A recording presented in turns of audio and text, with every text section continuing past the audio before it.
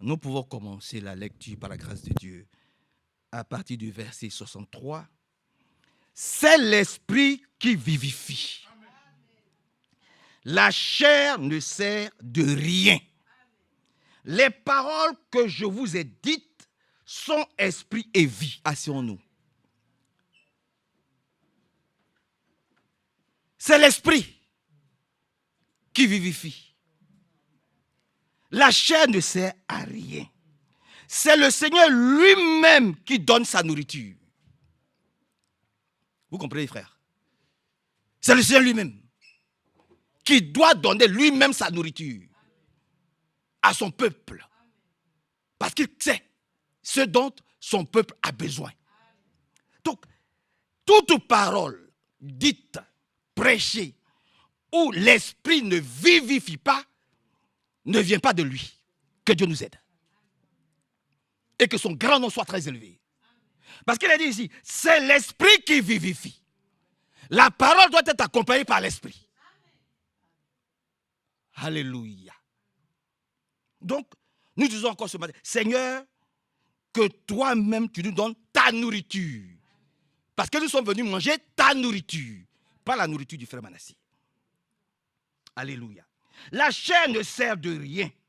Les paroles que je vous ai dites sont esprit et vie. Amen. L'homme ne doit jamais insérer ses propres pensées lorsqu'il apporte la parole de Dieu.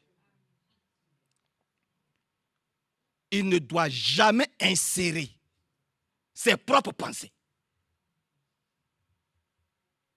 lorsqu'il apporte la parole de Dieu. Que le Seigneur encore ajoute sa bénédiction. Maintenant vient la chose. Il a dit ici, 64. Mais il en est parmi vous quelques-uns qui ne croient pas. J'espère que ce n'est pas le cas ce matin. Par la grâce de Dieu. Car Jésus savait dès le commencement qui étaient ceux qui ne croyaient pas et qui était celui qui le livrerait. Il savait déjà qui allait le livrer.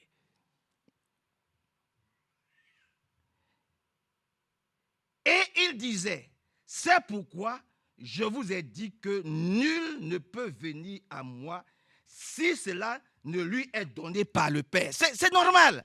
Nul ne peut venir à Christ. Nul ne peut venir à Jésus si ce n'est poussé par le Saint-Esprit. Et que Dieu nous aide. Si ce n'est poussé par le Saint-Esprit, il ne peut pas. Continuons un peu. Car Jésus savait dès le commencement qui étaient ceux qui ne croyaient pas et qui étaient ceux qui le livreraient. Et il disait, c'est pourquoi je vous ai dit que nul ne peut venir à moi si cela ne lui a été donné par le Père. Dès lors, plusieurs de ses disciples se retirèrent en arrière et cessèrent d'aller avec lui.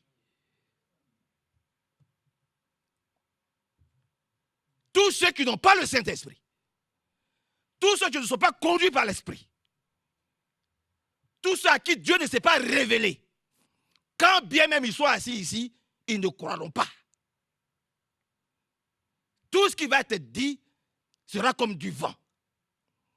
Ce n'est pas par la chair qu'on reçoit la parole de Dieu. C'est par l'esprit. Parce que c'est l'esprit qui vivifie, qui immonde sur la parole, la semence que tu reçois. Que Dieu nous aide, frère. Et que son beau nom soit encore glorifié, exalté et célébré. Amen. Quand la parole de Dieu vient, ne cherchons pas à contourner ce que Dieu a dit. Parce qu'il y a beaucoup de chrétiens, quand la parole de Dieu vient, ils vont chercher à continuer cette parole en essayant d'apporter dans leur âme, dans leur esprit, une autre parole. Ils prêchent ceci. Mais est-ce que cette écriture n'a pas dit ça? Ils prêchent ceci. Mais est-ce qu'il n'est pas écrit là? Laissons la parole comme Dieu veut que la parole soit prêchée ce matin. Parce que si tu veux aller à contre-courant de ce qui est prêché, eh bien tu vas dire, ouais, mais cette parole-là d'ici, tu vas toi-même t'embrouiller. Vous comprenez? Que Dieu vienne à notre aide et qu'il nous soutienne puissamment encore ce matin. Maintenant vient la chose, au verset 68. Simon-Pierre lui répondit, Seigneur, à qui irions-nous, puisque les autres sont partis? Puisque les autres n'ont pas cru en ton message. Les autres ont pensé qu'il s'agissait d'insérer leur pensée. Il s'agissait de contourner la vérité. La vérité, on ne la contourne pas, on l'accepte. Alléluia. On l'accepte. Vous comprenez, frère? On accepte la vérité. On n'insère pas ses propres pensées dans ce que Dieu a dit. On laisse la parole telle qu'elle. Alors, ils sont partis parce qu'ils n'ont pas accepté la vérité du Seigneur. Alors, il leur pose la question, mais et vous? Vous là, vous qui êtes là. Et lisons. Simon Pierre, il dit, mais et vous? Ne voulez-vous pas partir aussi comme eux? Maintenant, Simon Pierre il répond, Seigneur, à qui irions-nous? Seigneur, à qui irions-nous? Et ce matin encore, je dis, frères et sœurs, à qui irions-nous? À qui? Dans les temps dans lesquels nous vivons, à qui irions-nous? Dans les bras de Branham? Dans les bras de Walfrank? Dans les bras d'un berger, d'un pasteur? À qui irions-nous? Ça, il faut que toi et moi, nous puissions répondre à cette question-là aujourd'hui. À qui irions-nous? N'est-ce pas? Que il dit, mais tu as les paroles de la vie éternelle. Nous allons à celui-là même qui est la parole. Les paroles de la vie éternelle. À qui irions-nous? À qui? Donc, nous allons à celui-là même qui a les paroles. Qui donne gratuitement la vie éternelle. C'est à celui-là que nous allons, que nous voulons aller encore ce matin. Et que Dieu nous aide. Et que son grand nom soit très élevé, glorifié et exalté. Donc, ce matin, nous voulons partager ces merveilleuses choses. Oui, Seigneur, c'est à toi aussi que nous voulons aller ce matin. Simon-Pierre répondit, Seigneur, à qui irions-nous? Tu as les paroles de la vie éternelle. Et nous avons cru. Alléluia. Et nous avons cru et nous avons connu. Croire et connaître. Qui est celui que Dieu lui-même a envoyé? En qui nous devons croire, que nous devons connaître. Tu ne connais pas quelqu'un, tu peux marcher avec lui. Tu ne connais pas quelqu'un. Tu marches dans les rues comme ça, puis tu vas dire bonjour à tout le monde. Tu salues. Quand je vais voir ma fille Esther, je sais que je la connais. Je sais que c'est une chrétienne. On va se voir peut-être quelque part là-bas, je ne sais pas, en Chine ou au Japon, un jour. Je dis, on va se saluer. Mais c'est tous les Chinois que je vais saluer. Je ne les connais pas.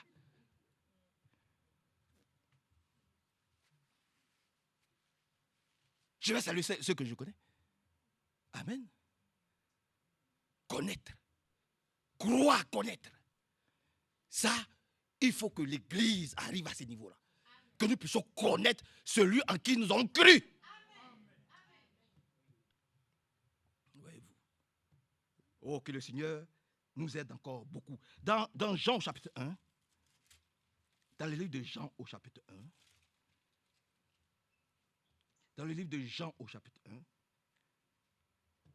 1, regardez celui-là, en qui que nous devons connaître et en qui nous devons croire. Dans le livre de Jean au chapitre 1, qui est-il? Pour aller rapidement, la sœur Odette m'a demandé de prêcher dans le micro, donc c'est ce que je vais essayer de faire. Que Dieu la bénisse là où elle est, là-bas. Dans le livre de Jean, au chapitre 1, verset 35, il a dit, le lendemain, Jean était encore là avec 2 de ses disciples. Donc Jean avait des disciples. Nous ne sommes pas les disciples de Branham. Nous sommes les disciples du Seigneur Jésus-Christ. Nous ne sommes pas les disciples de Ewald Frank. Ça, il faut que tout le monde puisse comprendre cela. Nous ne sommes pas les disciples d'un berger ou d'un pasteur. Nous sommes les disciples du Seigneur Jésus-Christ. Alléluia. C'est important, frère. Il était avec ses 2 disciples. Il regarda parce que beaucoup peuvent utiliser ces passages pour dire, vous voyez, si Jean-Baptiste avait des disciples, comme Jean-Baptiste était un prophète, donc moi aussi je dois... Non, non, non, non, c'est pas ça. C'est pas comme ça. Comme Jean-Baptiste avait des disciples, donc si non. Nous sommes disciples du Seigneur Jésus-Christ. Que Dieu nous bénisse. Il dit, verset 36, il regarda Jésus qui passait et dit, voici l'agneau de Dieu. Alléluia. Les 2 disciples entendirent ces paroles et suivi qui? Ils ont suivi Jésus. Ils ont laissé le prophète et ils ont suivi Jésus. Et nous devons laisser le prophète et suivre Jésus. Quoique Dieu parle par le prophète. Et nous respectons tout ce que le prophète a dit. Nous disons oui et amen à ce que le prophète a dit. Alléluia. Tout ce que le prophète a dit est oui et amen. C'est une parole puissante qui nous prépare à rencontrer le Seigneur Jésus-Christ. Il a fallu un Jean-Baptiste. Alléluia. Qui donne d'abord, qui donne les prémices de la chose, qui présente l'époux. Jean-Baptiste. Il fallait un prophète qui présente, qui dit, voici l'époux. Voici l'agneau de Dieu qui ôte le péché du monde. Alors ils n'ont plus regardé au prophète, ils sont allés directement vers Jésus. C'est ce que nous devons aussi faire, frère. Que Dieu nous aide. C'est lui l'époux. Et quand vous allez dans Matthieu 25, on dit, voici l'époux, allez à sa rencontre. On n'a pas dit, voici le prophète. On dit, voici l'époux. Voici l'époux, allez à sa rencontre. Que le Seigneur vraiment ajoute sa bénédiction puissante à sa parole. Jésus se retourna. Ils disent, les 2 disciples entendirent ces paroles et suivirent Jésus. Jésus se retourna, vit qu'ils le suivaient et leur dit, que cherchez-vous? Cette question nous a encore posée ce matin. Qu'est-ce que nous voulons? Qu'est-ce que nous cherchons? Qu'est-ce que nous désirons? Oui, frère, il faut le dire. Nous sommes venus à ce message pourquoi? Dieu nous a arrachés des griffes du diable. Parce que nous nous étions liés dans tous ces cimetières des dénominations. Esclaves que nous étions des dénominations. Et nous a estimé des ténèbres à son agréable lumière. Maintenant, que cherchons-nous? Que voulons-nous? C'est ça la question. C'est pour ça qu'il leur a posé la question de mais qu'est-ce que vous voulez? Qu'est-ce que vous attendez de moi? Amen. C'est merveilleux. Et tout vrai chrétien doit pouvoir poser la question, Seigneur, qu'est-ce que tu attends de moi? Alléluia. Parce que nous devons vivre une vie utile au Seigneur. Oh, dites amen à ça. Chaque vrai croyant doit pouvoir vivre une vie qui soit utile au Seigneur, à l'église, à son frère, à sa soeur, à ses parents, à ses enfants. Une vie qui soit utile. C'est pour ça qu'ils ont posé la question, mais Seigneur, qu'est-ce que tu veux maintenant que nous fassions? Alléluia. Oui, il lui a posé cette question qui est vraiment merveilleuse. Par la grâce de Dieu. Que cherchez-vous? Que cherchez-vous? Amen.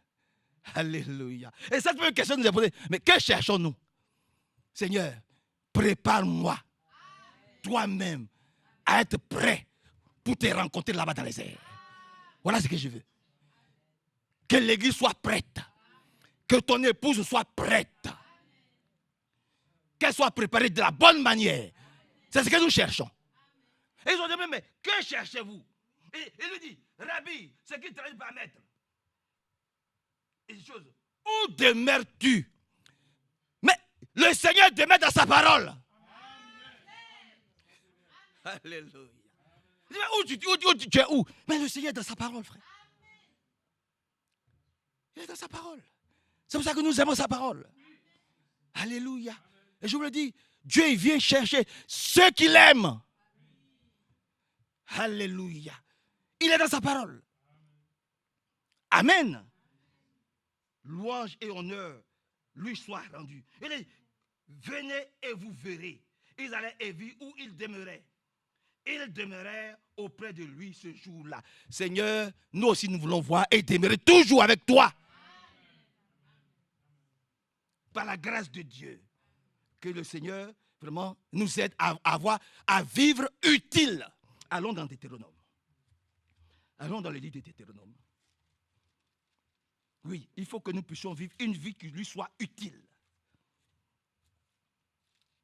Dans le livre de Deutéronome au chapitre 30. Dans le livre de Deutéronome au chapitre 30. Dans le livre de Deutéronome chapitre 30, je vais trouver. Deutéronome 30.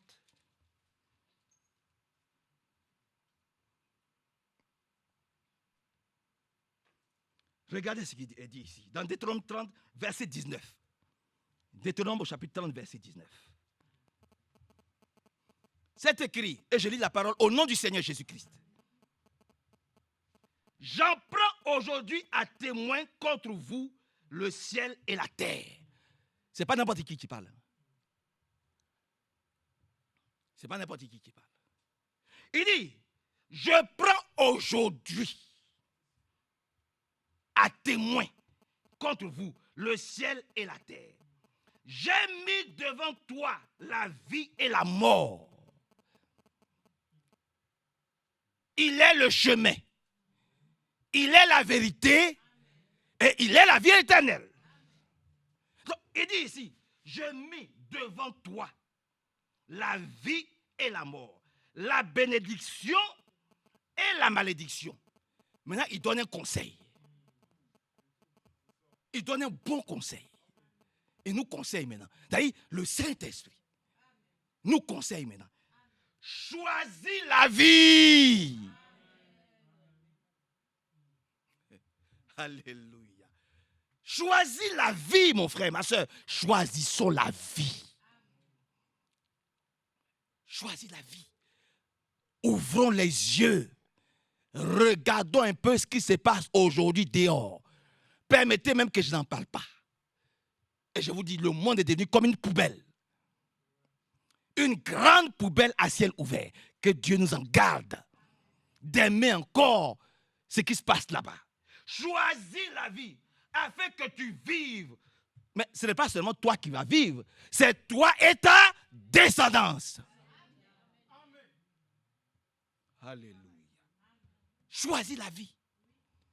Et c'est ce que nous avons fait ce matin. Nous, au Seigneur, nous avons choisi la vie. Pas n'importe quelle vie. Toi, ta vie. Amen. La vie que toi tu donnes, ce n'est pas comme le monde donne. Alléluia. Nous sommes nés, non de la volonté d'un homme, ni de la volonté de qui que ce soit. Nous sommes nés de la volonté de Dieu seul, en esprit et en vérité. Parce que lui-même est venu par l'esprit, par une matrice appelée Marie. Oh frère, que Dieu nous aide. Et que son bon nom soit loué, exalté, célébré, glorifié. Maintenant, qu'est-ce que nous devons faire pour plaire à Dieu? Puisque nous disons, nous n'allons nulle part où aller. C'est ça qu'il s'agit. Nous n'avons nulle part où aller. À qui irions-nous? Nous avons dit. Maintenant, quand tu marches avec quelqu'un, c'est pour détester la personne. C'est pour désobéir à la personne. Surtout lorsque tu sais tout le bien que cette personne a fait pour toi. Permettez-moi de ne pas rentrer dans les détails. La Bible dit, alléluia, Christ est le chef de... Christ est le chef de... Ah. L'homme est le chef de... Ah. Oui. C'est ça qu'il s'agit. L'homme, c'est le chef de la femme. Donc, une femme, elle va venir et puis elle va faire ce qu'elle veut, comme elle veut. Elle va détester son mari. Elle va haïr son mari. Elle va se rébeller contre son mari. Elle va se prostituer.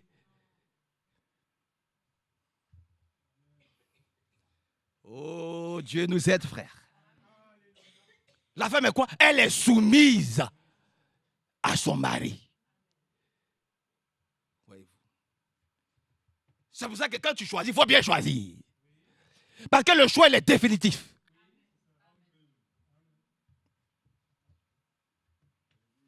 Personne ne viendra pour prier pour que tu divorces.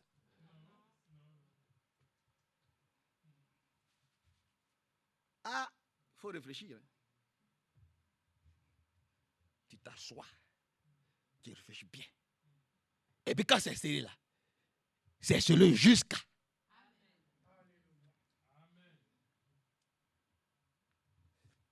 Alléluia. Que son beau nom soit loué, exalté, célébré, glorifié. Donc, qu'est-ce que nous devons faire pour plaire à celui qui nous a choisis? Amen. Allons dans Ésaïe. Ah, ici, là, c'est la parole. C'est la Bible. Hein? C'est la Bible.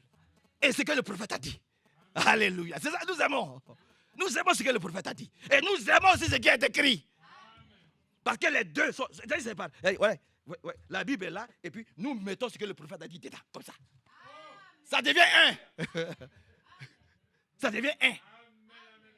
Oh, que Dieu soit loué. Allons dans Ésaïe au chapitre. Ésaïe 66. Dans le livre d'Ésaïe au livre 66. Il est dit dans Ésaïe, qu'est-ce qui peut faire plaisir à Dieu? Ce Dieu qui nous a choisis. Alléluia. Qui a regardé dans son et qui nous a choisis. Parce que c'est lui qui nous a choisis. Amen. Que devons-nous faire pour plaire à Dieu, par la grâce de Dieu? Ésaïe 66, à partir du verset 1er. Ainsi parle l'Éternel. Le ciel est mon trône et la terre est mon marchepied. Mais quelle maison pourriez-vous me bâtir? Ce n'est pas possible. Quelle maison? Il a dit ailleurs, alléluia, dans 1 Corinthiens. Ne savez-vous pas que votre corps est le temple du Saint-Esprit qui est en vous et que c'est en nous que Dieu veut vivre?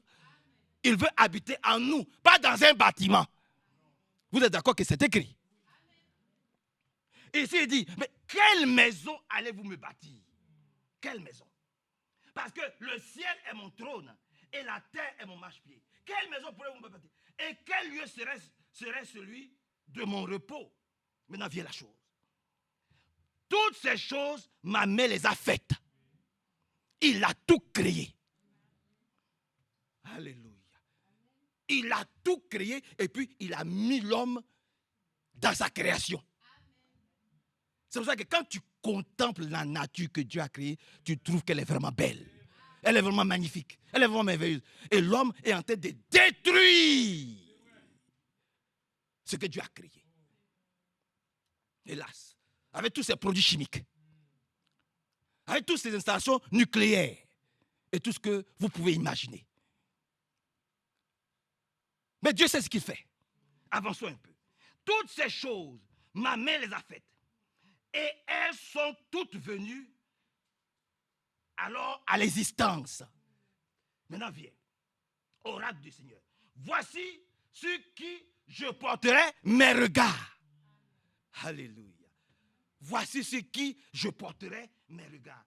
Sur le malheureux qui a l'esprit abattu, qui a la crainte de ma parole. C'est sur celui-là que je porterai mes regards.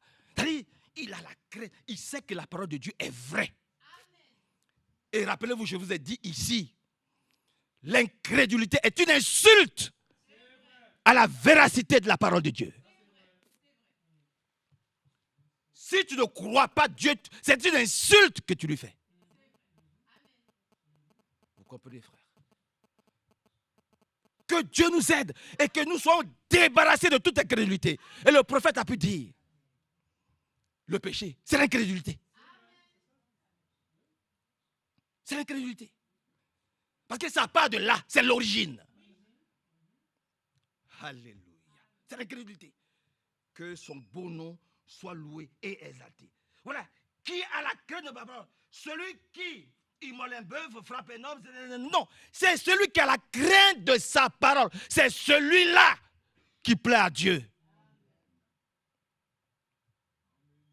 Et que Dieu nous aide. Avoir effectivement la crainte de sa parole. Parce que nous avons choisi sa vie. Alléluia. Il dit, choisis la vie. Alléluia. Choisis la vie. Et comme nous avons choisi sa vie, alors nous voulons avoir la crainte de sa parole. Nous voulons respecter sa parole, sa présence, par la grâce de Dieu. Que son beau nom soit loué et exalté, célébré, glorifié. Dans Jérémie, dans le livre de Jérémie au chapitre 9. Dans le livre de Jérémie au chapitre 9. Je vais le trouver. Dans le livre de Jérémie au chapitre 9. Jérémie au chapitre 9.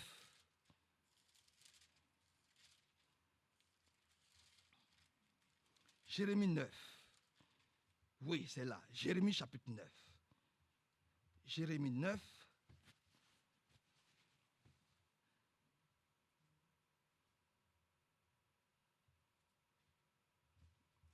Regardez ce qui est mis ici, dans Jérémie 9. On peut commencer à lire à partir du verset 23.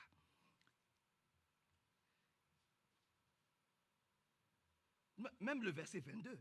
Ainsi parle l'Éternel. Que le sage ne se glorifie pas de sa sagesse. Amen. C'est une réalité. Hein?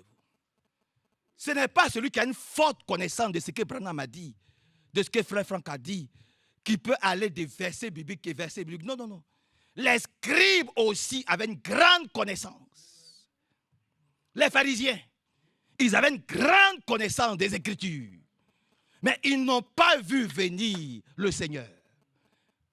Quand le Seigneur est venu, c'est eux-mêmes qui l'ont combattu. Quoi qu'ils avaient les Écritures, ils ne comprenaient pas ce qu'ils lisaient. Ils ne voyaient pas l'approche, l'arrivée du Messie dans ce qu'ils lisaient. Oh, que Dieu nous aide, frère. Aujourd'hui, c'est pareil. Quoi qu'il y ait un prophète, quoi qu'il y ait un serviteur fidèle, beaucoup ne savent pas dans quel message ils sont. Où est-ce qu'ils vont? Vous comprenez? C'est pour ça que nous le supplions. Que notre sagesse soit mise de côté. Nos connaissances soient mises de côté. Alléluia. C'est pour ça que le Seigneur a permis que l'apôtre Paul aille se vider en Arabie. De toutes ses connaissances. De tout ce qu'il a appris au pied des camels. Il devait se vider de tout cela. Et nous avons dû nous vider de tout méthodisme, de tout pentecôtisme, de tout ce que nous avons pris à l'école pastorale. Il fallait qu'on se vide de tout ça. Et ça fait plus de 30 ans que le Seigneur nous maintient ici à la prédication.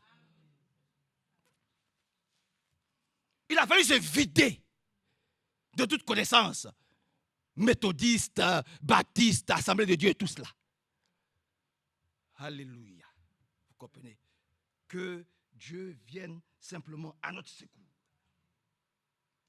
Que le fort ne se glorifie pas de sa force. Que le riche ne se glorifie pas de sa richesse. Mais que celui qui veut se glorifier, se glorifie d'avoir de l'intelligence de connaître Dieu. C'est là le commencement d'un homme pieux. Il ne se glorifie pas de sa richesse.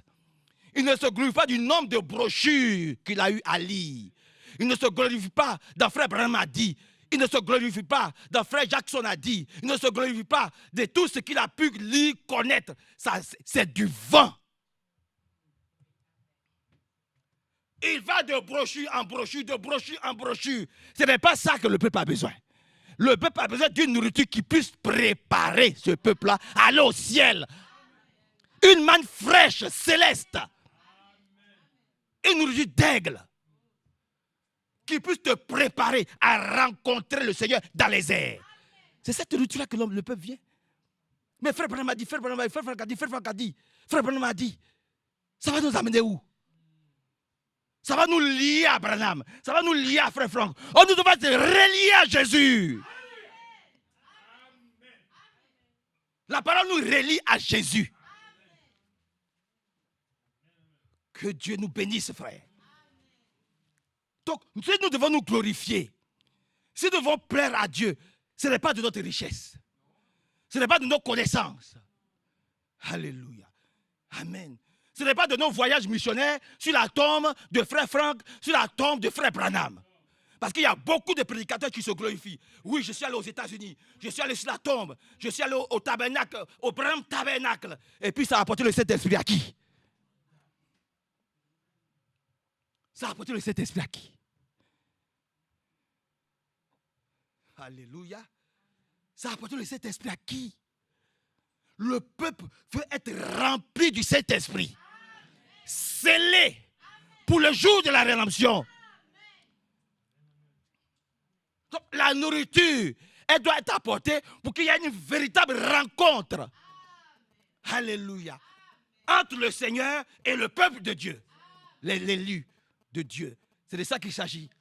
Donc pour cela, on ne se glorifie pas du nombre de brochures qu'on a lues. On ne se glorifie pas du nombre d'années qu'on a prêché.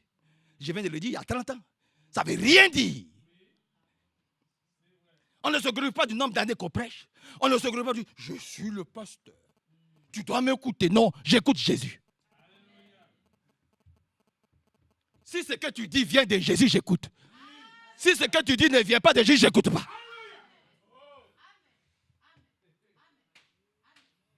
Tu prêches Jésus, je t'écoute. Tu ne prêches pas Jésus, je ne t'écoute pas. Ça rentre là, ça sort là. Parce que les hommes ne doivent pas insérer leur pensée en prenant des versets bibliques pour attaquer l'autre. On dit non, non et non. Que Dieu nous aide, frère. Que son nom soit loué et exalté.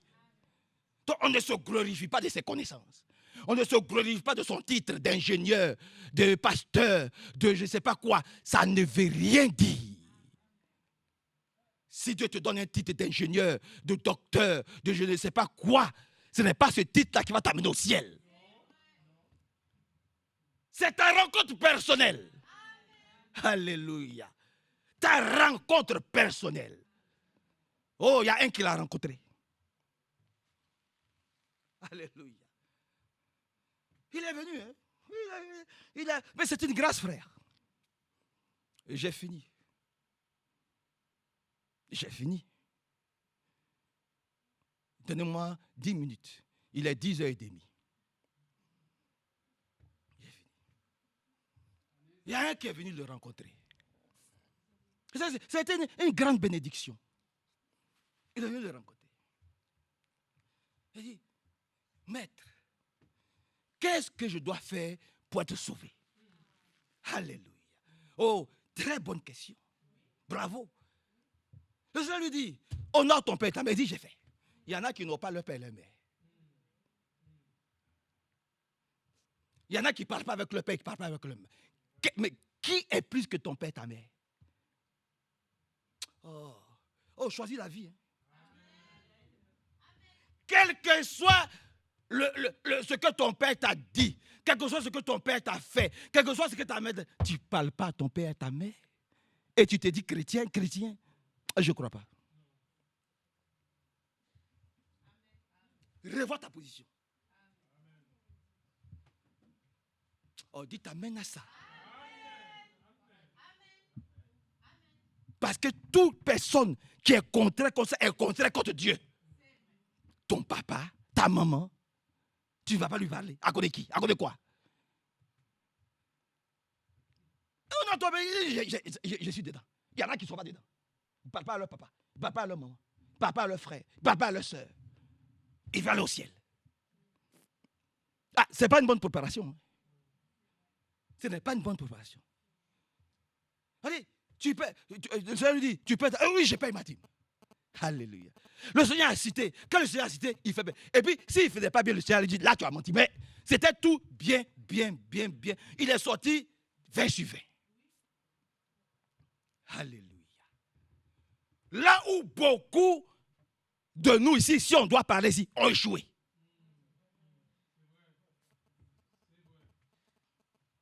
Ils ne se parlent pas, ils se critiquent, ils se jugent, ils ne sont pas contents, ils vont des versets là, ils passent là, plein. Permettez que je n'entre pas dans les détails. Mais lui, il avait 20 sur 20. Le Seigneur lui a dit, bon, maintenant, il te reste une chose. Puisque tu as 20 sur 20, il te reste une chose. Abandonne ta vie. Alléluia. Abandonne ta vie.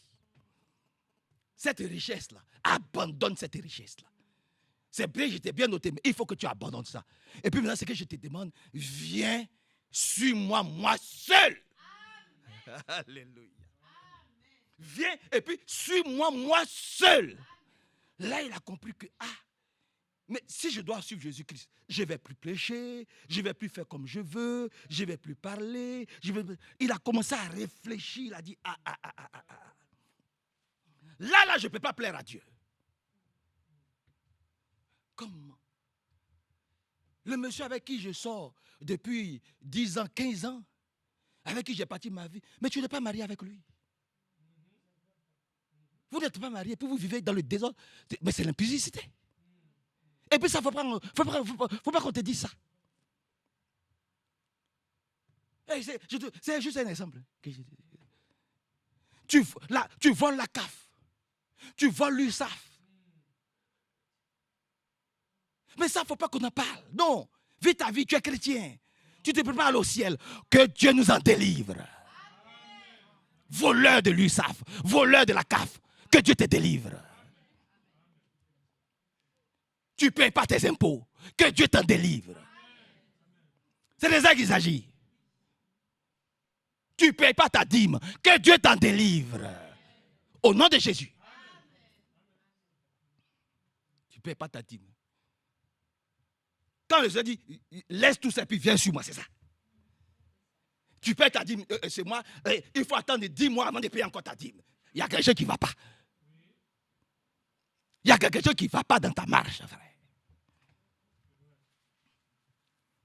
Amen. Oh, mais dites amen à Dieu. C'est de ça qu'il s'agit. Alors il a dit, mais viens sur moi. Il a dit, ce Jésus-là, si je le suis, je serai obligé de lui donner ma dîme. Ce Jésus-là, si je le suis, je serai obligé de venir mercredi, samedi, dimanche à l'église. Ce Jésus-là, si je le suis, comme je ne m'entends pas bien avec le frère Bernard, je ne m'entends pas bien avec la soeur Esther, je serai obligé de lui dire, c'est Esther, Dieu te bénisse. Alors que dans mon cas, je ne l'aime pas. C'est trop dur.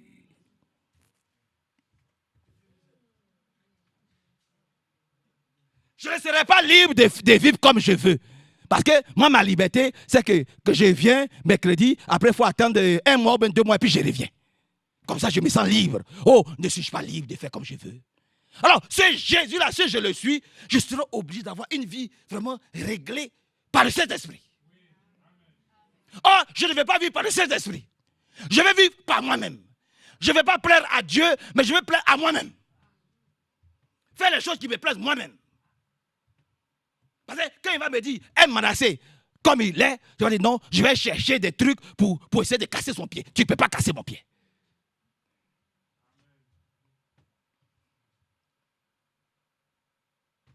Amen. Amen. Que son beau nom soit loué. Alors la Bible dit, il est parti triste. Parce que sa vie de chrétien, de pacotille, sa vie de chrétien, là, il voulait mener lui-même sa vie qui puisse plaire à lui-même. Sa vie qui puisse plaire à son pasteur. Il faut faire plaisir à mon pasteur. D'abord. Alléluia. Alors que c'était le Seigneur qui était devant lui. Le Seigneur est au-dessus de tout. Ça, il n'a pas accepté ça. C'est pour ça que beaucoup sont tristes. Parce que ce qu'ils sont venus pour entendre, ils n'entendent pas. Ils entendent autre chose. Mais Dieu parle comme il veut. Il te dit d'abandonner l'adultère, l'impudicité, le vol, la méchanceté. Il te demande d'abandonner ça. D'être une femme soumise. De parler à ton père, de parler à ta mère, de parler à tes frères. Sans hypocrisie. toi chrétien, d'avoir le courage de prendre ton téléphone pour dire, papa, pardonne-moi. Je n'aurais jamais dû ne pas te parler. Cela ne t'empêche pas de vivre ta vie. Ta vie chrétienne. Alléluia. Amen. Que le Seigneur nous bénisse. Puissamment. Hébreux chapitre 13. Dans le livre d'Hébreux chapitre 13. Allons dans le livre d'Hébreux au chapitre 13, rapidement. Dieu, il discipline ceux qu'il aime. Par la grâce de Dieu. Dans Hébreux au chapitre 13, je vais trouver. Hébreux chapitre 13. On peut commencer. Regardez ce qui est dit ici. Hébreux chapitre 13, on peut commencer à partir du verset 15, par la grâce de Dieu. Hébreux 13, 15. Il est dit, par lui, offrons sans cesse à Dieu un sacrifice de louange. On doit être content de chanter les cantiques. Quand je vois Esther chanter les cantiques, je dis, ah, ça, c'est ma fille. Alléluia. Et je suis content. Je vois que spirituellement, elle est bien nourrie. Jean-Marie, mon petit frère, l'a bien nourrie. Par la grâce de Dieu. Quand je vois Billy Paul crier Amen, je dis Alléluia. Il y a au moins un parmi nous qui a compris. Alléluia. Il y a un parmi nous qui a compris. Il y a quelque chose qui se passe dans son cœur. Il reçoit quelque chose de la part de Dieu. C'est de ça qu'il s'agit. Oh, Amen. Il crie Alléluia. Ça sort de ses tripes. Parce qu'il sait en qui il a cru. Et que Dieu le bénisse. Alléluia. Oh, merci Seigneur. Merci Seigneur. Par lui offrons sans cesse à Dieu un sacrifice de louange. C'est-à-dire le fruit des lèvres qui confesse son nom. Par la grâce de Dieu. Cependant, n'oubliez pas la bienfaisance et la liberté, car c'est à de tels sacrifices que Dieu prend plaisir. Libre en Jésus-Christ. Ils prennent pas ce que Dieu fait aujourd'hui. Ils aiment la présence de Dieu. C'est leur vie. Alléluia. Oh, merci Seigneur. Oui, merci Seigneur. Que Dieu nous donne cette discipline-là. Que nous puissions crier à lui. Par la prière, par les cantiques, par les louanges, par les actions de grâce. Danser dans la présence de Dieu. Montrer ce qu'on ressent réellement. Ce désir, ce plaisir de l'avoir connu, de l'avoir rencontré. Et dire Seigneur, je te suis reconnaissant de ce que tu m'as sauvé. De ce que tu m'as sauvé. Alléluia. De ce que tu m'as sauvé. Seigneur, merci de ce que tu m'as sauvé. Alors je manifeste ma reconnaissance par la grâce de Dieu. Le chrétien il a sa mentalité. Oh, les gens du Sud ont leur mentalité. Oh, les Parisiens ont leur mentalité. Mais le chrétien il a sa mentalité.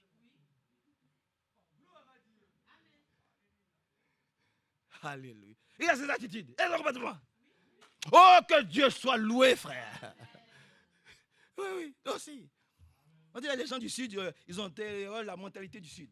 Oh, la mentalité du Nord. Oh, la mentalité des Africains. Oh, le chrétien aussi. On a la mentalité. Ah, oui, c'est comme ça. Deutéronome chapitre 20. Nous aussi, par la grâce de Dieu. Oh, que Dieu soit loué, frère. Nous aussi, on a nos... quand on nous voit, on sait qu'on a affaire à des chrétiens. Ça, c'est clair. Quand on te voit, on sait à qui on a affaire. Quand on la voit, déjà, on sait à qui on a affaire. Alléluia. Elle ne s'habille pas en chrétien, et puis du lundi au vendredi, rouge à lèvres, des grandes boucles d'oreilles, des cheveux bizarres. Oh, que Dieu vienne à notre secours, frère. Je vous le dis avec le plus grand sérieux. Que Dieu vienne à notre secours. Le dimanche, elle est là bien, il n'y a pas de peinture. Aucune peinture sur le visage. Aucune boucle d'oreille, rien. Le visage bien. Pas de pantalon. Rien. Mais du lundi au vendredi, pantalon bien plaqué, haut talon, rouge à lèvres, grès bout de lèvres. C'est-à-dire, quand tu la vois, tu vois, c'est même un mauvais, tu ne reconnais pas ta soeur. C'est un mauvais esprit que tu vois. Comme tous les mauvais esprits qui sont là. Que Dieu nous délivre de ces esprits, frère. Un homme sérieux, on dit un homme sérieux, un chrétien sérieux, converti, rempli de cet esprit, jamais ne peut avoir deux femmes. C'est faux. Il aime tellement sa femme que ses yeux sont portés sur elle, toujours. Et chaque fois que les années passent, elle se bonifie pour lui. Il la trouve de plus en plus belle chaque fois. Toujours, elle devient de plus en plus belle. C'est de ça qu'il s'agit. Mais qu'est-ce que nous constatons? Dès que la soeur prend quelques âges, qu'elle a eu des enfants, oh, c'est fini. C'est là qu'il va dire, il s'est trompé. Dieu se trompe-t-il? Non. Que Dieu nous aide, frère. Je vous le dis, faites attention, frère. Ne nous faites pas parler. Ne nous faites pas parler. Non, mais je vous le dis. Combien de frères se sont mariés? La soeur était bien jeune, bien. Quand ils ont eu 2, 3 enfants, ils ont trouvé que ce n'était pas elle, ou que c'était une sorcière, même que c'était elle. Non, tu as choisi. Ah oui. Tu as choisi. Hein. Ils ont commencé à trouver des défauts. C'est maintenant que tu devais voir les défauts, c'est le pluie là. Ce n'est pas quand vous avez mis la bague au doigt de la soeur. Tu dois être avec elle, tu dois l'aimer. C'est ta femme. Vous pensez que nous n'avons pas de défauts? Mais le Seigneur nous a pris avec tous nos défauts. Oui. Il nous a choisi avec tous nos défauts. Aucun de nous n'a de qualité. On n'a que des défauts. Mais il nous a pris quand même. Jusqu'à mourir à Golgotha pour nous. Donc tu acceptes ta femme telle qu'elle est. Et tu la trouves toujours belle. Jusqu'au bout. Oh, que Dieu soit loué, frère. Exalté. Dieu soit célébré. Amen. Alléluia. C'est cela plaire à Dieu. Comprenez? C'est de ça qu'il s'agit. Lisons un peu, si vous le permettez. Dans Deutéronome au chapitre 20. Lorsque tu sortiras pour combattre tes ennemis et que tu verras des chevaux, des chars. Je suis dans Deutéronome chapitre 20, à partir du verset 1er. Lorsque tu sortiras pour combattre tes ennemis et que tu verras des chevaux, des chars et un peuple plus nombreux que toi, tu ne les craindras pas. Alléluia. Ouais. Tu ne les craindras pas. C'est important. Permettez que je n'entre pas dans les détails. Il faut qu'on sorte un peu rapidement. Tu ne les craindras pas. Car l'Éternel, ton Dieu, qui t'a fait monter du pays d'Égypte, est avec toi. Alléluia. C'est-à-dire que, quelles que soient les épreuves devant lesquelles tu es confronté, même si ce sont des montagnes, que tu as l'impression que ces montagnes sont infranchissables, ne crains pas. Pourquoi? Parce que celui-là même qui t'a fait passer sur ce chemin-là, il est avec toi. N'a-t-il pas fait traverser la mer Rouge au peuple pendant que le peuple craignait les Égyptiens qui venaient derrière? Moïse a dit quoi? Ne craignez pas. Vous allez voir aujourd'hui ce que votre Dieu est capable de faire pour vous. Vous avez vu ça où? Il a fendu la mer en deux, à sec. C'est écrit. Il a fendu la mer en deux, à sec, pour que son peuple puisse passer à sec. Oh, il est avec nous, frères. Il est avec nous. Même si les épreuves, même si les difficultés, oh, même si les combats deviennent de plus en plus difficiles, rigoureux, terribles, frères et sœurs, ne craignons pas. Il est avec nous. Car l'Éternel, ton Dieu, alléluia. Ce n'est pas seulement le Dieu d'Abraham. Ce n'est pas seulement le Dieu de Jean-Marie Ndimba, mon petit frère. Ce n'est pas seulement le Dieu d'Hervé. Soeur Monique, c'est aussi ton Dieu. Oui, ça c'est ton Dieu. Oui, oui. Ce qu'il a fait pour Abraham, il le fait pour toi. Au nom de Jésus-Christ. Alléluia. L'Éternel, ton Dieu, qui t'a fait monter du pays, alléluia, est avec toi. Verset 2. À l'approche du combat, le sacrificateur s'avancera et parlera au peuple. Il dira, écoute Israël, vous vous approcherez aujourd'hui pour combattre vos ennemis. Que votre cœur ne faiblisse pas. Amen. Soyez sans crainte. Ne vous effrayez pas. Ne vous épouvantez pas. Car l'Éternel, votre Dieu, marche avec vous pour combattre pour vous contre vos ennemis. C'est lui-même qui combat pour nous. C'est lui-même. C'est lui-même. Vous voyez que nous n'adorons pas un Dieu qui n'agit pas. C'est lui-même dans les épreuves qui combat pour nous et que son bon nom soit loué et exalté. Dans 2 Chroniques, allons rapidement, dans 2 Chroniques, permettez-moi de descendre. Dans 2 Chroniques, au chapitre 20. Dans 2 Chroniques, chapitre 20. Ah, c'est ça la mentalité du chrétien. Hein? Il marche en vainqueur. Alléluia.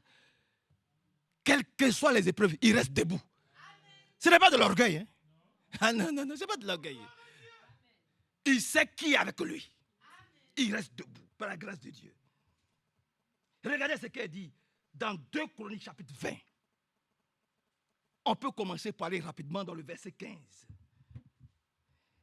Et Yaziaël dit, soyez attentifs, tout Juda et habitants de Jérusalem, et toi, roi Josaphat. Ainsi vous parle l'Éternel. Soyez sans crainte et sans effroi devant cette multitude nombreuse, car ce n'est pas votre combat, mais c'est le combat de Dieu.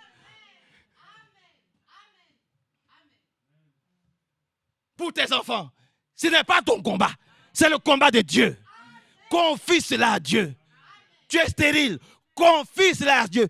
Tu n'es pas la seule à avoir cette épreuve. Alléluia. Alléluia. Oh, permettez que je n'entre pas dans les détails.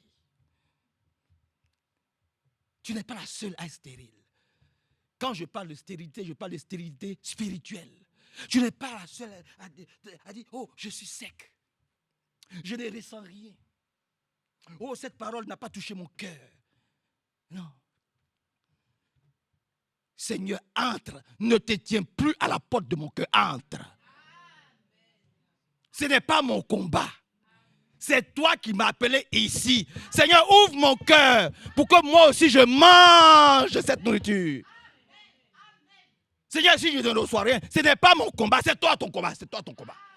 C'est ce qui est écrit ici. Ne craignez pas. Car ce n'est pas votre combat. Et je le dis toujours, je n'ai pas de combat contre quelqu'un. Et je ne combattrai jamais quelqu'un. Le vrai combat, c'est contre les mauvais esprits. Et je vous ai toujours dit, je m'adresse aux esprits. Le vrai combat, c'est contre les esprits. Alléluia. Ce n'est pas contre quelqu'un. Encore mieux, un homme de Dieu ou une femme, une servante de Dieu. Jamais. Ce que nous désirons, c'est que les mauvais esprits nous laissent tranquilles. Pour que nous puissions adorer notre Dieu en esprit et en vérité. Dans la communion fraternelle, on dit persévérer. Dans l'enseignement des apôtres. Alléluia. Il persévérait dans la communion fraternelle. Alléluia. C'est ce que nous disons aussi pour notre assemblée. Donc, ce n'est pas notre combat. Quand tu as un combat, tu te décharges sur lui. Seigneur, voilà la maladie. C'est un handicap. Ça m'épuise. Moi-même, au fond de moi, je sais que je ne suis pas encore prête. Je ne suis pas encore prêt. Alors, Seigneur, je me décharge sur toi. Que ce combat devienne toi ton combat. Tu l'as dit. Ce n'est pas mon combat, c'est ton combat. Seigneur, délivre-moi de cette stérilité. Délivre-moi de cette lèpre. Alléluia. Et il n'y a aucune femme stérile dans la maison de Dieu. Depuis le commencement. Depuis Sarah là-bas. En passant par Anne. Vous connaissez, je peux vous dire, toute cette puissante délivrance que Dieu a faite à toutes ces femmes qui étaient au commencement stériles, jusqu'à Rachel et tout ça, je peux vous le dire. Elles ont toutes eu des enfants. Alléluia. En passant par Isaac. Tu es le type même de Christ. Parce qu'à cette époque-là, Sarah ne pouvait pas enfanter. Et elle avait un âge très avancé. L'homme de Dieu aussi avait un âge très avancé. Attends, c'est même qu'elle a pu dire, mais à mon âge, est-ce que je peux encore avoir un enfant? Mais Dieu a dit, ce n'est pas ton combat, c'est moi mon combat, mon Dieu. Mais pourquoi Sarah rit? Elle dit, ah non, je n'ai pas ri. Dieu, tu as ri. Mais moi, Dieu, j'ai dit, je vais te visiter. Et je reviendrai vers toi. Et tu auras un enfant. Parce que ce n'est pas toi qui as dit. Toi, tes capacités ne peuvent pas te donner un enfant. Mais moi, je suis capable de te donner un enfant. Là où toi, tout est mort en toi. Je peux faire revivre. Je peux te rendre fertile. Quel que soit ton âge. Alléluia. Et Dieu peut nous rendre fertiles. Quel que soit notre âge. Quel que soit l'état spirituel dans lequel nous sommes. Il peut encore nous rendre fertiles. Il peut rallumer la flamme. Et puis, elle a commencé à raisonner. Elle a dit, je ne pense pas que cette parole-là soit pour moi. Ah, je suis trop faible. J'ai trop péché. J'ai trop fait de péchés. Ce n'est pas possible. Cette parole n'est pas pour moi. Elle allait prendre une autre femme, sa servante, pour donner à son Seigneur. Mais malgré ça, comme Dieu a dit, oh, il est merveilleux. C'est pas nous qui combat, c'est lui. Comme il a déclaré, c'est sorti de sa bouche. Il dit, moi, je vais te visiter. Et toi, Sarah, quel que soit le message que tu vas recevoir, quelles que soient les fausses doctrines, quelles que soient les bêtises en quoi tu vas croire, où que tu iras, quelle que soit la boue, oh le fils prodigue, ne me faites pas aller loin, par la grâce de Dieu. Et que Dieu nous aide, frère. Non. Il allait, il a tourné. Il a tourné, il a tourné, il a quitté la maison du Père, il a tourné, il allait jusque dans la boue. À tel enseigne que même ce que les pauvres pouvaient manger, ils n'avaient pas le droit.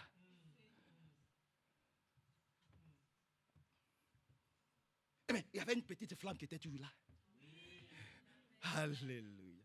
Il s'est souvenu de la maison de son Père. Et il est retourné à son. Et il s'est repenti. Il s'est repenti. Je ne suis pas digne. Tu es digne. Tu es digne. Je ne suis pas digne. Je vais te dire, non, tu n'es pas un serviteur. Tu es un époux. Et rentre. Tu es l'épouse. Rentre. Tu es l'épouse. Ah non. Alléluia. Voyez-vous, tu es l'épouse. Il a dit, mais je suis trop souillé. Oui, tu es trop souillé. Lavez-le comme Josué. Lavez-le. Enlevez-lui les habits sales. Revêtez-le de la tunique royale. Portez-lui l'anneau royal. Parce qu'il est l'épouse du Dieu vivant. Alléluia. Oh, que Dieu nous aide, frère. Que Dieu nous aide, frère. Que Dieu soit très élevé. Exalté.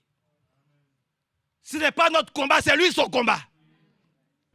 Quel que soit ce que tu attends de lui, quel que soit ce que sa volonté parfaite se fera dans sa maison. Ah, je recommence. Sa parfaite volonté se fera dans sa maison. Sors, rentre, fais. Il va faire comme il veut avec toi. Que Dieu nous aide. Que son beau nom soit loué et exalté.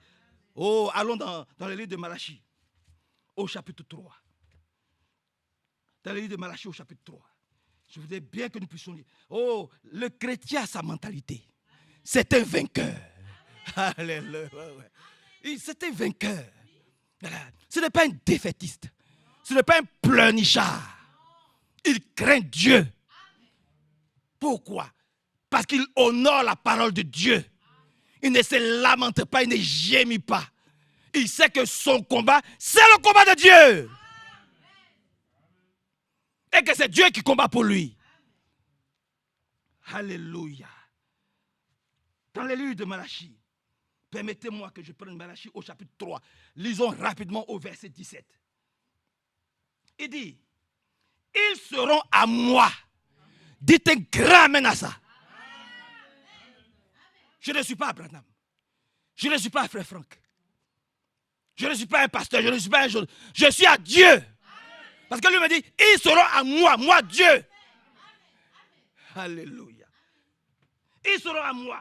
Dit l'Éternel des armées. Ils m'appartiendront en propre. Ils m'appartiendront. Voilà. Au jour que je prépare. Ah, demandez à Sephora et à Billy Paul. Ils se préparent. Ah, que Dieu les bénisse. C'est de ça qu'il s'agit. Ou bien, on va attendre le dernier jour, le 20, puis on dit, hey, qui va faire quoi? C'est pas comme ça. C'est pas comme ça. C'est maintenant. Et je suis sûr que là, si on les appelle, ils sont en train de se préparer.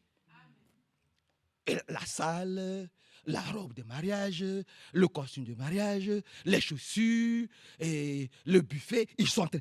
Tout est en train. Mais lui aussi, il prépare sa rencontre avec nous. Oh, alléluia! Alléluia! Ouais, oh. Et puis lui, ce n'est pas 2 mois, ce n'est pas 3 mois. Lui, ça fait 2000 ans qu'il se prépare. Ça fait plus de 2000 ans. Mais ça veut dire qu'on est vraiment important à ses yeux. Hein? Oui, ma fille Esther, on doit être très important. Quelqu'un qui dit que votre cœur ne se tourbe point. Croyez en Dieu et croyez en moi. Il est avantageux pour vous que je m'en aille. Quand je m'en serai allé, je vous préparerai une place. Afin que là où je suis, vous y soyez aussi avec moi. Maintenant, ça fait plus de 2000 ans qu'il est en train de préparer le lieu où toi et moi, nous devons aller. Et puis, il a permis à l'apôtre Paul, il a permis à frère Branham d'aller voir ce lieu-là. Et ils ont dit, les yeux ne peuvent pas décrire ce qu'ils ont vu. On ne peut pas décrire le lieu que le Seigneur est en train. Et puis, il n'a pas fini. Il est en train de préparer encore. Oh, que Dieu vous bénisse. Que Dieu vous bénisse, frère. Plus de 2000 ans pour préparer un lieu. Oh, mais c'est beau, hein? Alléluia. Oh, mais je me sens bien ce matin. 2000 ans, sœur Evelyne, qu'il est en train de préparer le lieu pour t'accueillir. Il doit te recevoir. Hein, sœur Michel. Sœur Christiane, il doit te recevoir là-bas. Nous, quand on se marie, c'est 2 mois, 3 mois. Allez, rapidement. Allez, vite. Mais lui, ça fait 2000 ans. Il se prépare. Ça ne va pas être n'importe quoi. Hein? Parce qu'il a du respect pour son épouse. Il a du respect. Il nous aime tellement. Il nous a tellement aimés qu'il a donné sa vie pour nous. Qui peut donner sa vie pour son frère, pour sa soeur, pour son papa? Mais lui, il a donné sa vie. Il a donné sa vie. Oh, que Dieu nous aide, frère. Son beau nom soit loué. Et donc, c'est lui qui va combattre pour nous. Dans le psaume 146, vous voulez que je lise un vers? Je lis ça et puis on va prier. Je lis ça un peu. On a lu Malachie chapitre 3. Hein? On l'a lu? Bien. Allons dans le psaume 146 et nous allons prier par la grâce de Dieu. Dans le psaume 146, si vous le voulez bien, pour aller rapidement, commençons à partir du verset 3. Il a dit, ne vous confiez pas aux riches, aux nobles. Non. Nous nous confions à Dieu. Ne vous confiez pas aux riches. À un être humain à qui n'appartient pas le salut, c'est vrai. Ne nous confions pas à un homme comme les catholiques. Bonjour mon père, oui, bonjour mon fils. C'est comme ça. Bonjour mon père, bonjour mon fils. J'ai péché. Oui mon fils. Vas-y, réponds-toi. Et puis il ramène la main. Oh, je te pardonne mon fils. Un homme ne peut pas pardonner un homme. C'est à Dieu qu'on va. Alléluia. Pour se repentir de ses fautes. Et c'est Dieu lui-même, alléluia, qui nous pardonne. Parce que le pardon de Dieu est au-dessus du pardon des hommes. Ne vous confiez pas aux riches, à un homme à qui n'appartient pas le salut. Son souffle s'en va, il retourne à la tombe, à la poussière, cet homme. Et ce même jour, ses intentions périssent. Heureux celui qui a pour secours le Dieu de Jacob. Alléluia. Heureux, heureuse celui qui a pour secours le seul unique vrai Dieu, le Dieu d'Israël. Sans celui-là que nous croyons, que le Seigneur ajoute sa bénédiction puissante à sa parole. Donc nous voulons vivre une vie utile. Pour avoir une vie utile. Que Dieu nous discipline. Que Dieu nous donne une mentalité de vainqueur.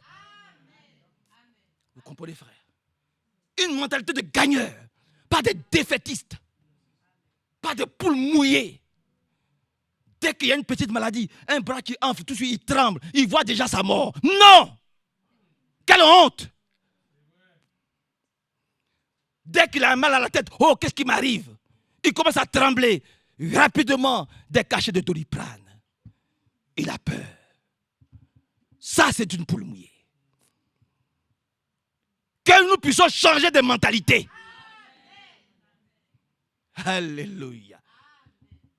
Pas des gens qui aiment la Doliprane plus que la prière. Oh, que Dieu nous aide, frère. Pas des gens qui aiment leur médecin plus que le Seigneur. Ils ont plus confiance en leur médecin qu'en Dieu. Mais ils te donnent des cachets. Et il y a des effets secondaires. On fait comment? Dieu, il n'y a pas d'effets secondaires. Quand il guérit, il guérit. Parce qu'il te donne un cœur nouveau. Il te donne un foie nouveau. Alléluia. Il change ton cœur. Le vieux cœur, il enlève plus. Mais un cœur vraiment de 18 ans, frais, bien. Oh, alléluia. C'est pas beau ça? Et puis ton cœur bat bien comme ça. Et puis tu as l'impression que tu deviens comme un jeune de 18 ans. C'est comme ça. Le médecin va te dire, ouais, il faut pomper ceci, oh, il faut marcher un peu, allez, fais des pompes, après lève-toi, et prends 2 cachets ici, 2 cachets le matin, 2 cachets le soir, et hop, il est parti. Il passe à un autre patient. Dieu, c'est pas comme ça, hein? Dieu, c'est pas comme ça. Il te prépare, c'est des commerçants. Il a besoin au moins, il s'est dit, j'ai besoin au moins de 20 clients par jour. 20 clients à 40 €, ça me fait tel son. Lui, c'est comme ça. Donc, rapidement, il te dit 2 cachets le matin, 2 cachets le soir, 2 cachets à midi, 2 cachets ceci. Allez, hop, dégagez. Ah oui, dégagez.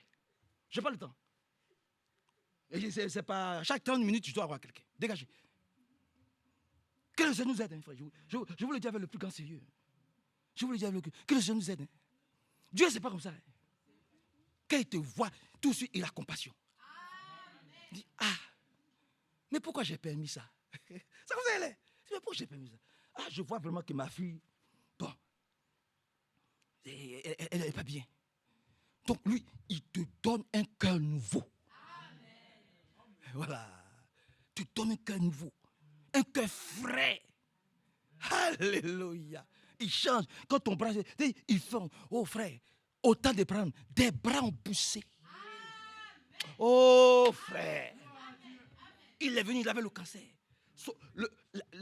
La plaie a rongé. Là. Le prophète a prié. Et puis le bras a poussé. 6 mois plus tard, il y a eu même des doigts, les ongles.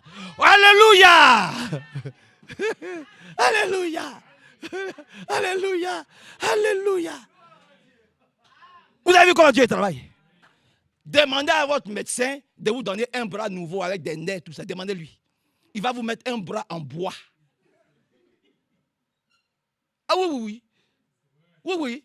Un bras bizarre. Où tu ne peux même pas faire ça. Il y a plein d'histoires branchées par là. Il va te dire, tu es comme ça. Et on va le féliciter. Qu'il est un grand scientifique. Parce qu'il t'a donné un bras bionique. C'est ça. Hein?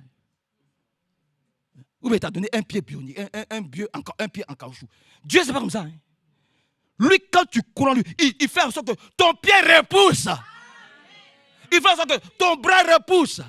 Il fait en sorte que ton cœur, là, le vieux cœur, il enlève et puis il met un cœur nouveau. Alléluia. Oh, que Dieu nous bénisse.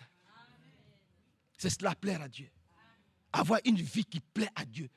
C'est d'avoir une mentalité chrétienne. Alléluia. Être un vrai disciple de Jésus. Pour que tout ce que Satan nous a volé, le Seigneur puisse nous réhabiliter. Puisse nous restaurer tout ce que Satan nous a volé. La crainte de Dieu. L'amour divin.